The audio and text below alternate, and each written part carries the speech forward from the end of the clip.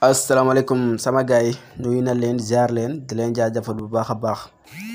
yéen ñi nga xamante ne si ne yéen a ñuy topp si suñu chaîne bii di seen Omzo TV officiel technologie ñu ngi leen si jaajëfal bu baax a baax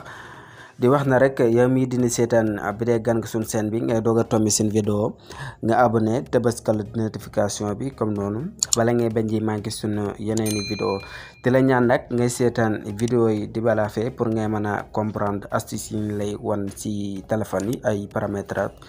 ak bépp astuce bu xamante ne si ne dal la koy war rek boo ko bëggee comprendre del topp vidéo yi ba mu jeex pour nga mën a comprendre astuce yooyu. dana ñëwaat aussi beneen nouvelle astuce rek naka ngay garder say application nga aal nit ki téléphone soit da nga ko aal mu dem si galerie bi wala si Facebook wala TikTok bi wala nga aal ka mi wootee yow mën nga am nga option yi xamante ne si ne soo ko jaaree si paramètre bi mën ngaa épingler say application moom nit ki application bi nga ko aal mu dugg fa rek foofu rek lay yem su paree du mën a génn du mën a quitter du mën a def daar si application boobu rek lay yem téléphone bi day bloqué wu tous yi muy génnee tous yi nekk nii pour retour bi ak dëgg yi moom yooyu bu si bësee du dem fenn application bi day bloqué wu da koy kii bu paramétrage bi da koy bloqué ba du mën a génn par exemple bu duggoon sa galerie moom si galerie bi rek lay yem du mën a dem feneen.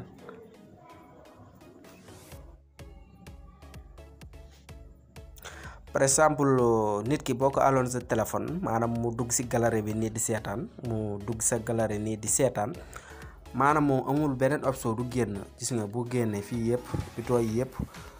boo ko aloon mu dugg sa galerie nii di seetaan mën naa seetaan ni photo yi yëpp muy seetaan ba pare mais dootul mën a dugg feneen du mën a dugg feneen yaa ngi xool photo retour bi nii ak digg bi nii foo bës rek du mën a génn te loolu li disponible na si téléphone Android yëpp waaye yaa ngi xool bu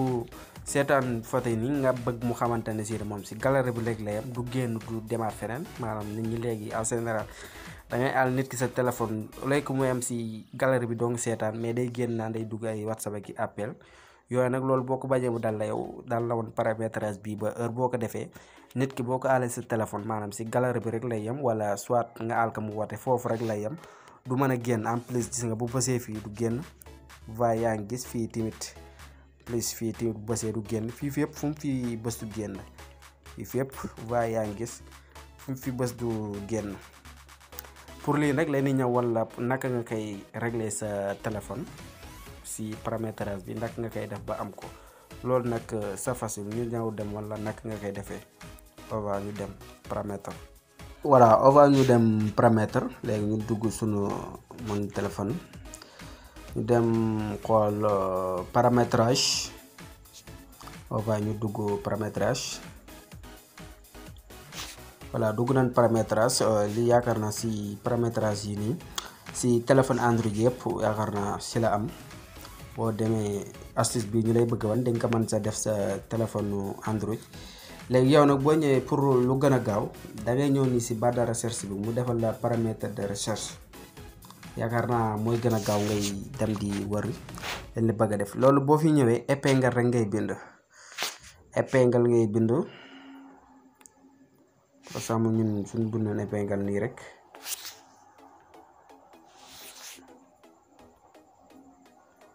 ñu def bam accent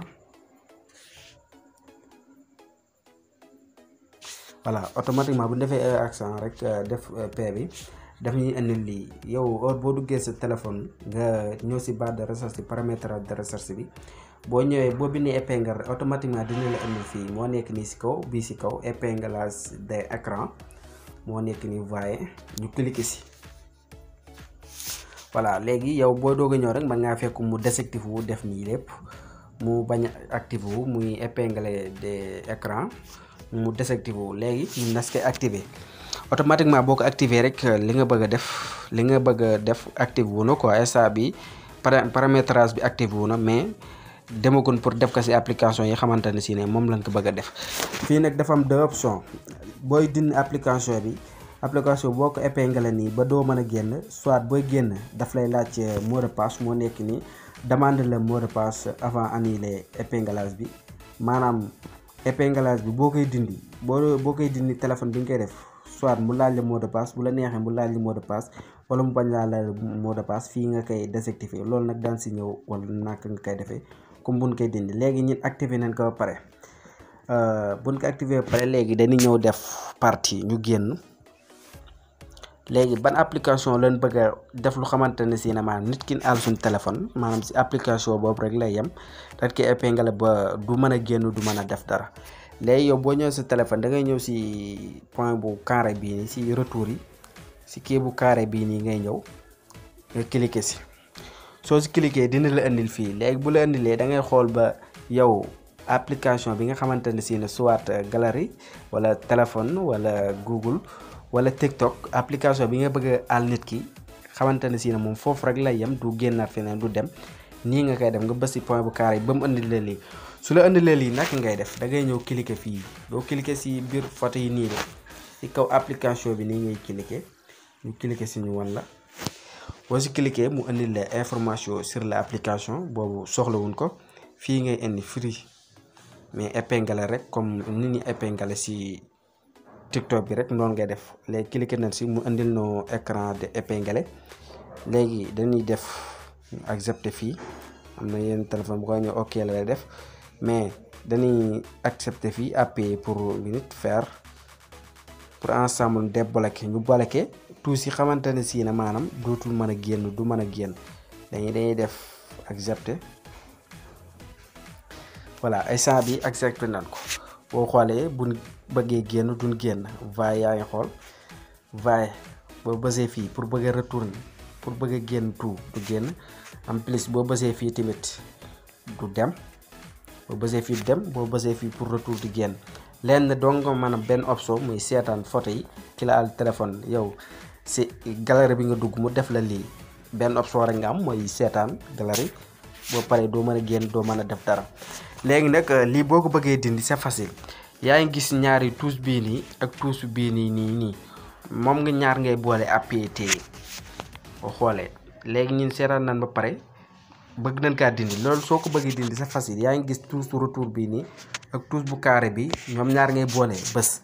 léegi ñu wan la parce que boole bës automatiquement buñ ko bësee téléphone bi day tëju quoi.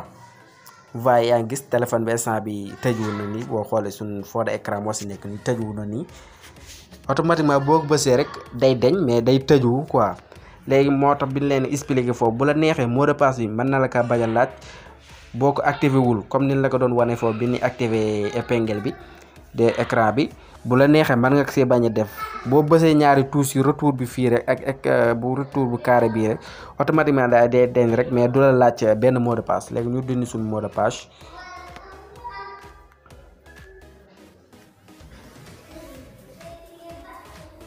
voilà dañ na léegi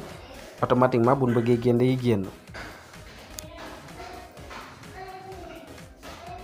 day génn automatiquement épinglage bi day dañ génn na. waaye léegi day demaat si paramétrage bi ñu wan la boo bañee yow boo koy dindi mu lay laaj mot de passe. léegi ñu cliqué waat nii fii leen koy activé woon ñu arrêtaat wala boo duggee sa paramétrage pour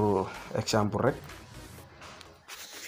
léegi boo ñëwee nii sa paramétrage nga ñëw si barre de recherche de paramétrage bi nga def épingle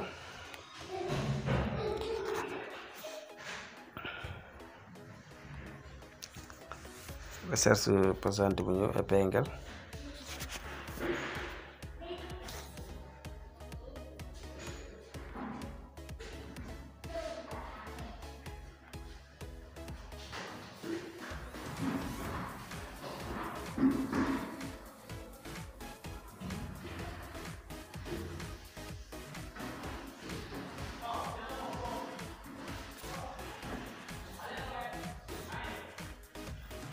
automatiquement ñëw na. léegi dañuy désactiver fii par exemple bu ñuy dindi kii bi rek épinglage bi rek du ñu laaj mot de passe dañuy désactiver fii bàyyi activer bi si kaw rek. léegi waaye ñu génn ñu xool ban application lañ ko bëgg a defaat pour épingle ko kin kaal moom foofu rek la yem. ñu dem TikTok nii léegi TikTok lañ ko aal ñu bëgg kaa def léegi day cliquer nii si logo TikTok bi nii si cliquer bu ñu ne fii épingle si suuf nii waaye icône épingle moo nekk nii ñu cliquer si ñu def accepter waaye yaay xool instant bi activé nañ ko buñ doon seetaan TikTok nii buñ bëggee génn du mën a génn waaye yaa ngi gis daf ko épinglé du deñ yaa ngi gis du mën a génn buñ bëggee seetaan mën nanoo seetaan nag def lépp mais pour retour bi nii day bañ waaye yaa ngi gis retour bi day bañ léegi nag dañ koy dindi sa facile te duñu laaj mot de passe comme li ñu waxoon moo noonu koy dindee rek noonu la koy def léegi dañuy cliquer nii suñ ñaari fii si bouton retour bi nii ak carré bi nii ñoom ñaar lañuy téye suñ ñaari loxo daal di appuyé bés appui long ñu bës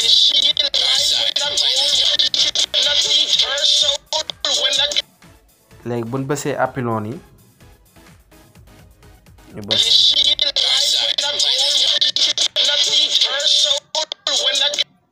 léegi buñ bësee appui long nii